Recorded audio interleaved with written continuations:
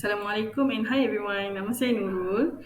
I'm one of the therapists here at Autism Gym Center. Hari ini saya akan present tentang development of childhood occupation. Saya akan cover middle childhood which is 6 to 10 years old lah. Okay, kenapa kita sebut play occupation? Okay, let's see the next slide. Okay, occupation dalam bahasa Melayu is pekerjaan kan? Okay, so this simply means that kanak-kanak ni punya pekerjaan adalah bermain. So, kenapa bermain ni penting sampai kita kena sebut play as an occupation? Okay, jom kita tengok satu-satu. Okay, so melalui bermain, kanak-kanak ni punya physical coordination akan develop dengan baik. Physical coordination macam mana?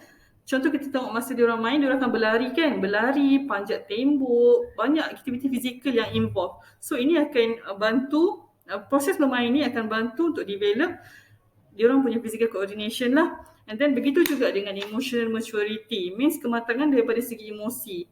Contoh macam how they handle frustration if they did not win the game. Contoh kalau diorang tak menang, macam mana diorang handle kekecewaan tu? Mengamuk ke ataupun cuba terima dengan baik ke ataupun happy untuk kawan ke, kawan yang menang. So itu emotional maturity lah. And then melalui bermain juga, kids this age akan build self-confidence untuk cuba benda-benda baru and explore new environments. So kalau kita nak tengok dari segi classroom settings kan, so zaman saya dulu, budak-budak lelaki, boys, dia akan try untuk spread glue. Benda ni saya tak pernah tahu. So bila tengok dia orang buat baru wah, boleh jadi game. Misalnya benda tu boleh jadi fun. So tahu tak apa dia orang buat? Contoh ini meja kan. Contoh ini meja, dia akan tuang gam atas meja tu, dia akan tap dia orang punya palm. Tap sampai kering. Sampai kering jadi apa tau? Dia jadi macam spider web. Dia jadi spider web dekat sini. Gam tu akan macam ada di antara jari ni. So dan dia orang akan nampak macam spider web lah. So dia orang akan main sesama dia orang. Benda tu jadi macam fun lah untuk budak-budak. So benda ni dapat improve juga dia orang punya self confidence. Okay? Especially for the one who started that ideas lah. So bila followers yang lain tengok, maksudnya the peers tengok, diorang pun akan rasa macam wow fun. Diorang pun akan try crack new ideas untuk bermain lah. Sebab dia tengok kawan, wah kawan dapat buat tu, dia pun nak cuba buat juga. So itu akan bantu daripada segi diorang punya self confidence lah. Okay, next. Okay, sekarang kita akan tengok apa sebenarnya middle childhood punya level bermain. Dekat mana sebenarnya diorang punya stage.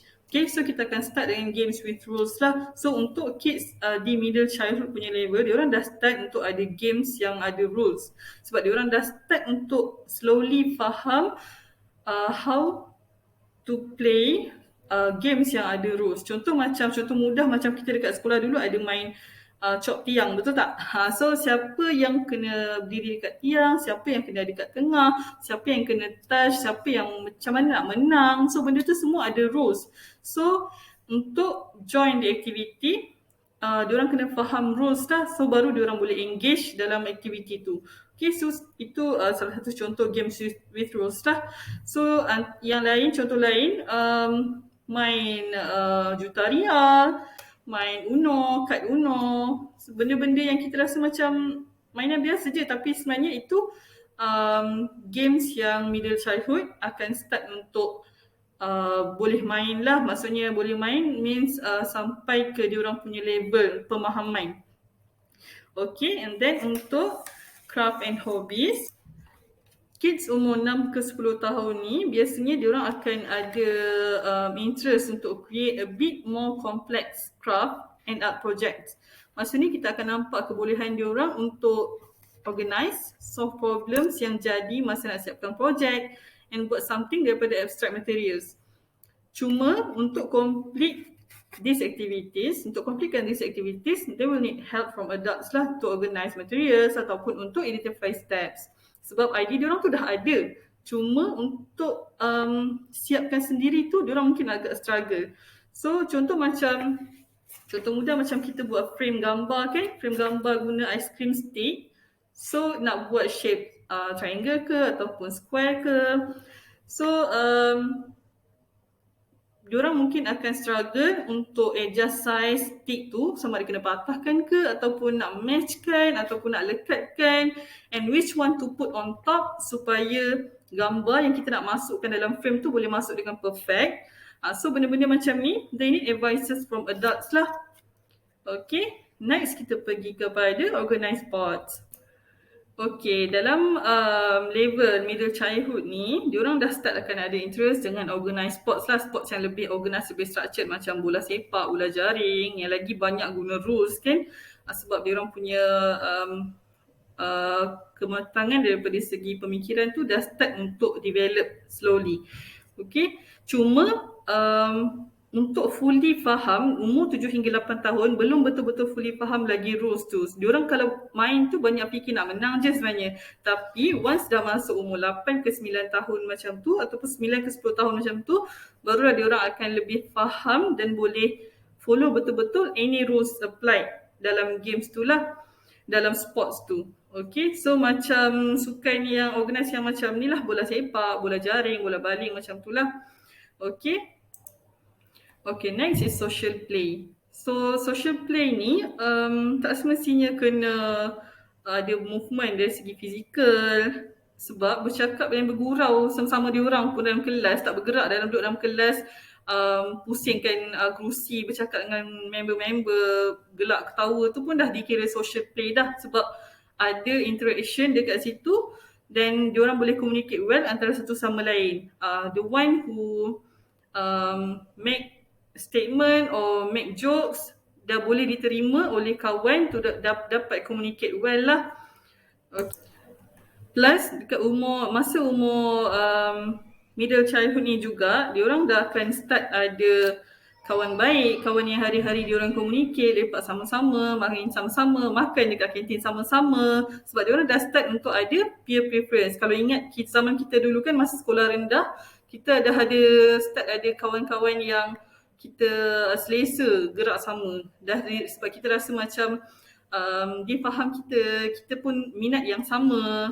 Contoh macam saya dulu suka baca buku dekat perpustakaan. Ada seorang kawan ni memang geng lah, so kita memang akan selalu lumba siapa paling cepat dapat pulakan buku.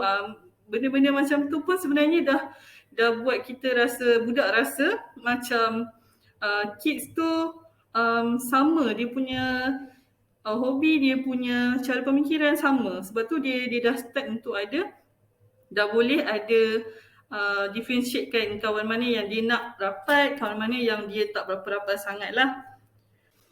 Okay, next is performance skills yang sepatutnya kids umur 6 hingga 10 tahun ada atau akan develop along the way. So first kita akan touch pada fine motor ataupun hand manipulation. So which is kemahiran motor halus lah. So kemahiran motor halus ni, part mana yang kita katakan kemahiran motor, ada penggunaan kemahiran motor halus dekat area sini, daripada wrist sampai palm, sampailah semua jari kita. So semua aktiviti yang menggunakan pergerakan area sini kita panggil aktiviti yang menggunakan kemahiran motor halus lah. Macam buka tombol pintu, and then tarik getah, ataupun tarik selotip, ataupun makan guna sudu, garpu. And kalau dekat sekolah, banyak guna on table task lah, macam nak menggaris, nak pegang pensel, itu semua menggunakan kemahiran motor halus. Okay. Okay, sekarang kita nak bercakap pasal kemahiran motor halus kanak-kanak di usia 6 hingga 10 tahun lah, middle childhood. So untuk umur ni, kanak-kanak yang umur ni akan lebih cekap untuk handle atau manipulate materials untuk perform task. Contoh macam penggunaan gunting, diorang dah tak main dah gunting garisan lurus, garisan zigzag, macam dekat awal kanak-kanak dululah. So teachers dah boleh bagi complex shapes for them to cut. Contoh macam gunting gambar setiap anggota badan manusia atau haiwan yang dah dipecah-pecahkan dalam satu kertas kan. Gunting and then tampal dalam satu paper and matchkan ikut susunan. Ataupun gunting semua bentuk alphabet atau numbers. So alphabet dengan numbers ni lagi banyak curves. So itu lagi mencabarlah. So dekat sini kita boleh nampak yang these kids akan develop precision. Precision means ketepatan dalam proses pengguntingan itulah. So dalam task yang diberi tu kita akan nampak diorang akan less struggles untuk gunakan bilateral hand movement. Bilateral ni macam ni lah. So pegang sebelah tangan kena pegang gunting, sebelah tangan kena pegang kertas. So macam mana dia nak manipulate tangan untuk dapat cut the exact shapes yang macam ada curves tu kan, macam mana dia nak cut betul-betul ikut shapes yang cikgu bagi. So untuk umur dalam middle childhood ni diorang akan develop that precision lah. Okay, next kita akan pergi kepada gross motor skills ataupun mobility, pergerakan motor kasar lah. Motor kasar means yang besar-besar, melompat, berlari, memanjat, semua aktiviti yang menggunakan pergerakan yang besar. Okay, so dari segi gross motor ni, untuk level middle childhood ni, kita akan nampak diorang makin stable bila berlari, and that's why dah boleh involve dalam sports yang more organised. So boleh main skipping, main ting-ting juga. Ting-ting kita nampak macam main ting-ting, macam simple kan, tapi sebenarnya involve good balancing tau, sebab dia nak kena stand on one feet, and then dia kena jump pula lagi. Jump tu ada target lagi. So itu dah banyak perlukan eye leg coordination. So banyak involve skills dekat situ lah. Okay. So other than that, baling bola dalam jarak jauh pun one of the gross motor skills yang kids this age akan ada lah. Sebab tu macam sport yang bola baling, bola jaring, diorang dah start boleh join. Sebab diorang dah boleh ada target macam mana diorang nak handle the ball, macam mana nak throw the ball, achieve the target lah. Okay, so untuk cognitive skills dalam middle childhood ni, diorang akan start untuk develop abstract reasoning, which is the ability untuk analyse information and solve problems. Kalau nak bagi contoh on paper, mungkin saya boleh bagi contoh patterning lah sekejap ya. Ini salah satu contoh patterning. Okay, so kalau first kita tengok ada square, and then triangle, and then circle, and then square again, triangle again, circle again. So the next shape should be square. So this is one of the examples of abstract reasoning dalam cognitive skill untuk middle childhood lah. Abstract reasoning kalau untuk daily life punya activities, kita boleh bagi contoh macam cikgu suruh bawa baju PJ esok, baju fizikal kan untuk aktiviti jasmani. Tapi budak ni bila dia tengok jadual, tak ada PJ. So macam mana the kids response to this is one of the examples of abstract reasoning lah. Dia sama ada dia jumpa cikgu ke, ataupun dia discuss dengan kawan-kawan ke, nak bawa ke tak ke. Ini semua part of abstract reasoning dalam cognitive skills untuk age ni.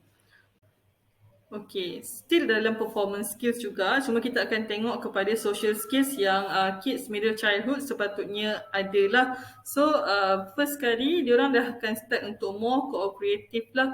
So means mudah nak diajak bekerjasama, mudah nak cooperate dengan kawan-kawan punya plan. Contoh, okay, diorang pun akan juga ada sifat yang macam tries to please others. Dia akan rasa macam nak orang suka dekat dia, so dia akan try untuk buat baik dekat orang tu. Diorang juga akan start untuk ada best friend, dah start untuk ada peer preference lah, macam yang saya cakap awal tadi. And diorang juga akan start untuk jadi part of clique. Diorang macam akan start untuk ada geng diorang sendiri. Macam zaman kita sekolah rendah dulu kan, akan ada group-group dalam satu kelas tu. Means orang ni selesa berkawan dengan orang ni. So macam adalah 3 ke 4 group ataupun 2 orang. So kita akan nampak dekat situ dia dah start untuk ada kawan yang selalu sama-sama dengan dia. Okay, sekarang kita akan pergi kepada cultural context ataupun konteks budaya, dan kita akan tengok apa relation konteks budaya ni dengan kids punya performance skills ataupun preoccupation tu tadi. Okay, sekarang kita nak tengok expectation for children to do chores dekat overseas. So macam apa kena mengena kan, tiba-tiba masuk chores pula dalam preoccupation and performance skills semua ni kan. Okay, so sekejap lagi saya akan explain lah. So sekarang kita nak tengok satu-satu. Dekat United States ataupun Europe, umur 8 ke 9 tahun baru diorang expose anak-anak pada kerja rumah. Kalau dekat Amerika pula, selagi belum achieve umur 10 ke 11 tahun, dia takkan expose anak-anak pada kerja-kerja rumah lah. Semua parents yang akan buat. So kalau dekat Mayan atau Polynesian, sama juga dengan West Africa, dia orang starting umur 3 years old and above, dia orang dah start untuk expose anak-anak dengan kerja-kerja rumah. In fact dekat West Africa ni, umur 8 tahun dah start perform most of the housework dah. Macam masak dan sebagainya lah. Untuk other country macam dekat Malaysia contohnya, umur 5 ke 7 tahun macam tu, parents biasa dah start untuk expose anak-anak dengan kerja rumah. Kalau ingat zaman kita dulu kan, zaman saya dulu, memang umur macam ni dah start untuk kena jaga adik, kena buai adik, and kena tolong mak buat kerja rumah, simple-simple punya kerja rumah lah, and then pergi kedai beli barang. Abang-abang saya dulu pun kena pergi keluar kayu basikal jual kuih zaman dia orang kecil dulu. So sebenarnya apa kena mengena budaya dengan kanak-kanak ni punya performance skills kan? Okey, kalau kita tengok every chores yang kanak-kanak ni kena buat, contoh macam sapu sampah, kemas rumah, and lagi kompleks pergi kedai beli barang. Semua ni sebenarnya aktiviti yang akan train kanak-kanak ni punya cognitive skills, memory dan banyak lagi dah. Contoh macam kalau kita suruh kids pergi kedai, if you break the task 2 steps, which is first nak pergi kedai, kena minta duit dulu, lepas tu nak naik apa, nak lalu jalan mana. Kalau dah sampai kedai barang tu tak ada, nak buat apa? Mak pesan beli apa? Nak beli barang kat kedai lain ataupun beli barang yang sama, brand lain. So sebenarnya banyak steps dekat situ. Nampak macam simple je pergi kedai beli barang, tapi sebenarnya banyak sangat skills yang involved lah.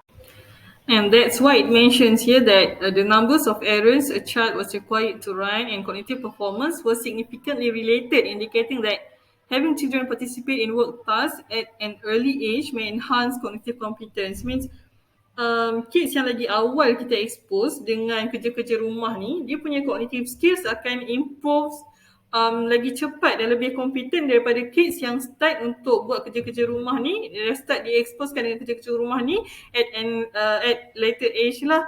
Sebab tu kita nak tengok dari segi konteks budaya tadi. Okey, sekarang kita nak tengok daripada segi physical context pula, means persekitaran di mana kanak-kanak tu bermain. Okey, selain sekolah, padang playground depan rumah, padang yang orang main bola sepak macam futsal ke apa, and then amusement park, neighbourhood streets, kawasan kejiranan, macam jiran-jiran sebelah-sebelah rumah, depan rumah, tak semestinya dia orang lain sekolah, tak sekolah di sekolah yang sama, dia orang tak berkawan. So bila dia orang nampak kids yang umur macam dia orang, biasanya dia orang akan start untuk approach lah, start untuk berkawan walaupun bukan daripada sekolah yang sama ataupun walaupun parents bukan berkawan. Okay, so and then dekat woods ni biasanya ni lah parents yang bawa anak-anak pergi camping ke, air terjun ke. So dekat situ pun orang boleh make new friends. Macam dekat sekolah pun macam pergi camping. So dekat kawasan-kawasan ni pun boleh jadi tempat bermain yang fun and adventurous lah untuk diorang. So ini antara tempat-tempat yang saya cakap tadi lah. So kalau kita tengok dekat taman tema tu kan, kids dalam middle childhood dia dah start boleh join dah activity, certain activity dekat sini. So macam kalau tengok slide yang purple tu, so itu pun antara activities yang involve bukan play saja, involve dia punya dari segi sensory juga. So dari segi dia punya vestibular lah, dia punya ada rasa gayat ke tak, macam mana dia nak balance kan body dia, masa turun tu, masa slide tu mesti laju kan. So itu antara part of activities yang related lah. Okay, so to conclude, sensory, motor, cognitive and social skills ni sebenarnya sangat penting untuk support child performance dalam play occupation. Kenapa? Sebab kalau ada isu dengan dia punya sensory, ada isu dengan dia punya motor skills, ada isu dengan dia punya cognitive, benda-benda semua benda ni akan halang proses bermain tu berjalan dengan baik. Contoh kalau dia ada sensory issues, contoh vestibular punya isu, so dia akan ada isu untuk main dengan swing, main dengan slide ataupun main dengan seesaw, jangan jongkit. So benda-benda ni akan halang proses tu. So bila proses-proses bermain ni terhalang dengan komponen-komponen yang terlibat ni, so kanak-kanak tak dapat lepas proses bermain ni dengan baik. So benda ni akan effect dia punya performance bila masuk sekolah nanti. Academic skills and lain-lain lah yang skills-skills yang lebih upgrade. Okay, sebab apa? Bermain ni sangat penting untuk bantu dia punya functional performance. Especially kalau ada part of development, any part of development yang delayed lah. So sebab tu dekat Autism Gym Center ni kita ada tempat khas untuk anak-anak ni bermain. Dan banyak equipment yang kita gunakan untuk bantu enhance diorang punya skills yang lacking lah. Okay, so untuk cultural and physical context yang saya cakap tadi memang akan bagi influence juga dekat kids punya performance dari segi kognitif lah. Sebab ramai sebenarnya parents rasa yang macam tak apalah dia tak pandai lagi, tak apa biar saya buat macam pakaikan kasut ke ataupun benda-benda simple macam ambil bag, macam buang pampers dia. So benda-benda ni semua parents dah boleh bagi anak tu buat sendiri dah. Kalau dia tak nak buat sendiri, parents boleh bagi prompting lah. So benda-benda ni sebenarnya akan train daripada segi dia punya motor planning dan banyak lagi skill sebenarnya. So jangan rasa macam dia belum pandai lagi ataupun tak apalah kesian kat dia saya buat. No, tak boleh rasa macam tu. So kena juga bagi exposure. Tak semestinya nak suruh diorang menyapu. So benda-benda yang diorang boleh sepatutnya boleh achieve lah. So kita tolong dari segi tu. Okay, so ini yang saya dapat concludekan daripada semua perbincangan kita tadi lah. Okay, terima kasih. Jumpa lagi.